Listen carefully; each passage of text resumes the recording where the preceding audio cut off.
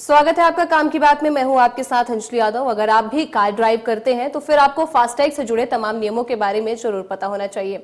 भारत में चलने वाली हर कार पर फास्टैग का स्टिकर लगा होना जरूरी है। अगर ये नहीं लगाया है तो टोल बूथ पर आपको दुगना टोल टैक्स चुकाना पड़ सकता है, साथ ही काफी देर तक रुकना भी पड़ सकता है। अब पिछले कुछ दिनों से वन व्हीकल वन फास्टैग की चर्चा काफी ज्यादा हो गई है, जिसे अब देश भर में लागू कर दिया गया है।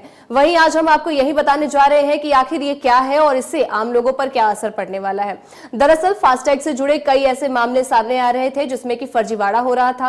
कई लोग दूसरों के नाम से फास्टैग लेकर इसका इस्तेमाल कर लेते थे। वहीं कुछ लोगों के पास एक से ज्यादा फास्टैग होते थे जिनका इस्तेमाल वो अपनी मर्जी से कर लेते थे। कई लोग सिर्फ दिखाने के लिए विंडशील्ड पर फास्टैग लगाते थे और दूसरा फास्टैग अपने पास रखते थे।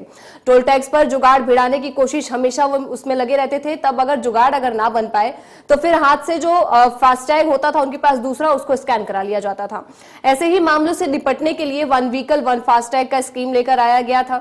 अब वन व्हीकल वन फास्टैग लागू होने के बाद जिन लोगों के पास एक से ज्यादा फास्टैग है वो तुरंत बंद हो जाएंगे। ऐसे लोगों का एक ही फास्टैग एक्टिवेट रहेगा, क्योंकि अब फास्टैग केवाईसी करवानी जरूरी हो गया है और बिना इसके फास्टैग केवाईसी जो है एक्टिवेट नहीं हो सकता है। ऐसे में केवाईसी होते ही एक से ज्यादा फास्टैग होगा तो बाकी जो फास्टैग है वो खुद ही डीएक्टिवेट कर दिए जाएंगे।